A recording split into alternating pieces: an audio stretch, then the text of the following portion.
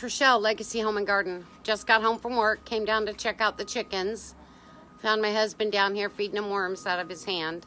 They love him. Let's go see how many eggs we got today. It's December 29th. And I've been getting 6 to 7 eggs a day. Now, when it was super nice and warm and everything was so great and it wasn't, cold and wet, the girls were giving us about, 8 to 9 eggs a day, real regular.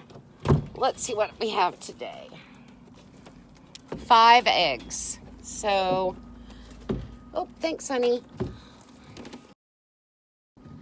Here we go. We got 5 eggs today, but they're pretty good size. I noticed that our eggs are getting bigger. So, when they started laying this color here, which is kind of a pale green color, it was about the size of a quail egg. Yeah. Real small, but. So, daily eggs, 13 hens, December 29th, and we got 5. All right, girls, who's not laying eggs? Huh? Which one of you are the guilty ones? Huh? Yeah, look at this cute sign my husband hung on the coop, or on the run. Isn't that funny? We don't have any roosters at all. We just have hens and just egg layers. But somebody's slacking. Yeah, someone's slacking. What kind of feeder what is it called? Grandpa's feeder. Yeah, you like it better? Yeah, much better. Why?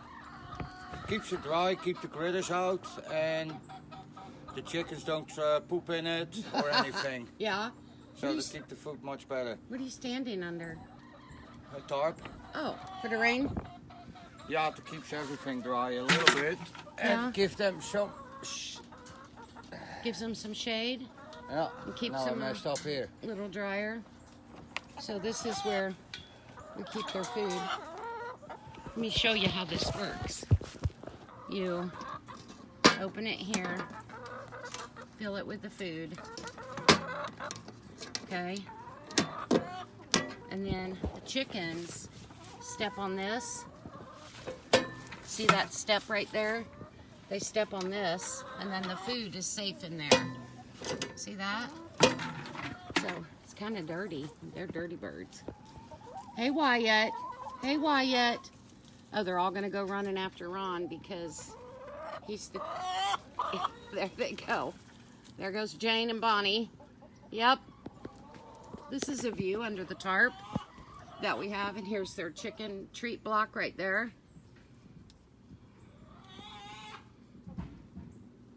They're spoiled. They're spoiled. They're waiting for him to give him some worms or some scratch or something. What are you girls waiting for? Huh? Oh, here he comes. Yeah, here he comes, you spoiled ladies. It has been raining and pouring and raining and pouring here. The poor girls got a little wet out here in their run. And,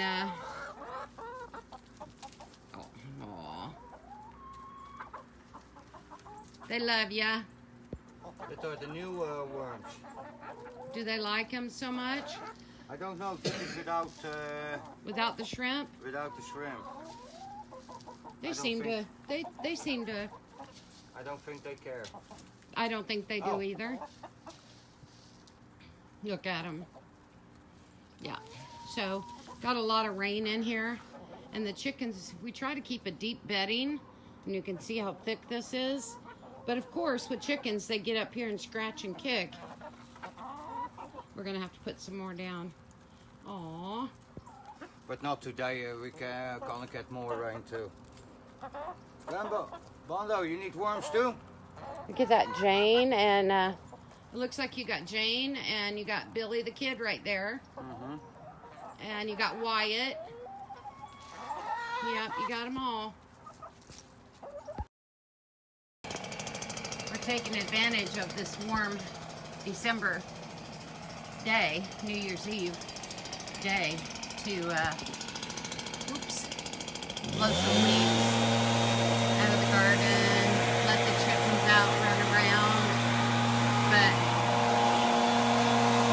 we've had so much rain.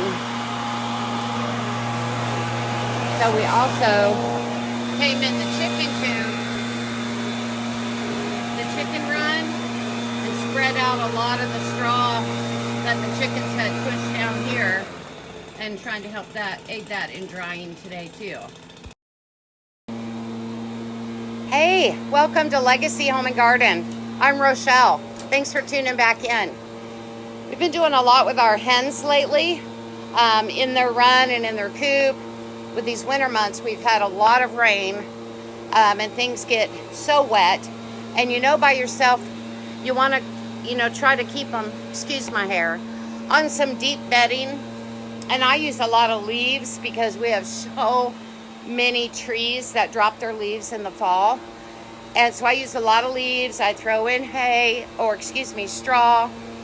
And my hens, and I don't know if yours are like this, but my hens get in one area of the run, and I've never had hens before, so I don't know. But they get in the one area of the run, and they peck and scratch and peck and scratch, and they peck and scratch everything back.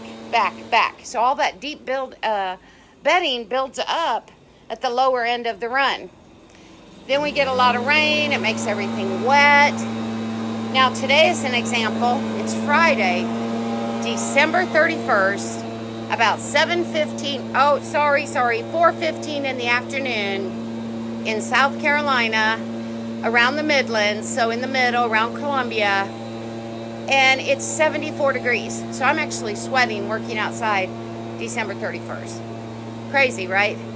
It's supposed to rain tonight and then again tomorrow. And next week, the forecast is in the 20s, upper 20s and lower 30s. So it is a crazy year for weather. We've lived here, oh my gosh, maybe 20 years or close to it. And this is probably the strangest winter I've experienced. But anyway, we've got the chickens out today, running around.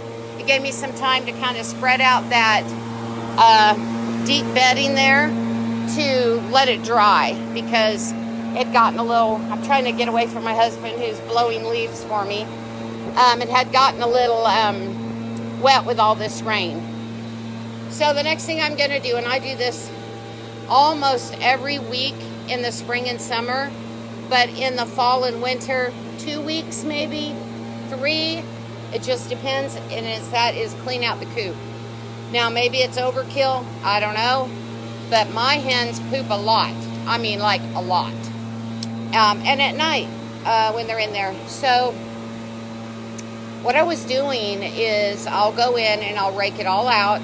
I was taking it over and putting it on my in-ground garden, spreading it out. I used some to spread on my boxes, my raised beds. But I learned this recently, which I didn't know, is that you have to let that cool for like 6 months, they say. I don't know if that's with,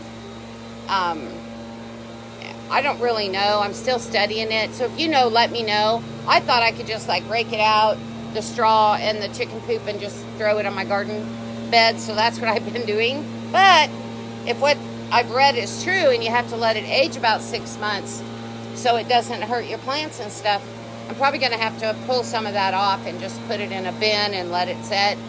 But if you know, please let me know. Can I pull it straight out of my coop and spread it into my gardens? Or do I have to set it aside and let it rest before I can use it as, like to fertilize in my gardens and stuff? So I'm curious about that. But we're out here today. I just thought I'd jump on quick and let you know that even though it's December, tomorrow is a brand new year, 2022. I remember when it was 1977, really. I can think back to a lot of things. I mean, even further. But so time goes so fast. But that's what we're doing today. How'd it go, babe? Let's take a peek at Mr. Ronald over here. How'd it go? I got it all for my new grass, so I'm happy. The rest You got it? Yeah, look at it. The chickens love it. Yeah, I need a camera that I can turn around. Right now I'm using my phone, so bear with me. Let me turn you around. See.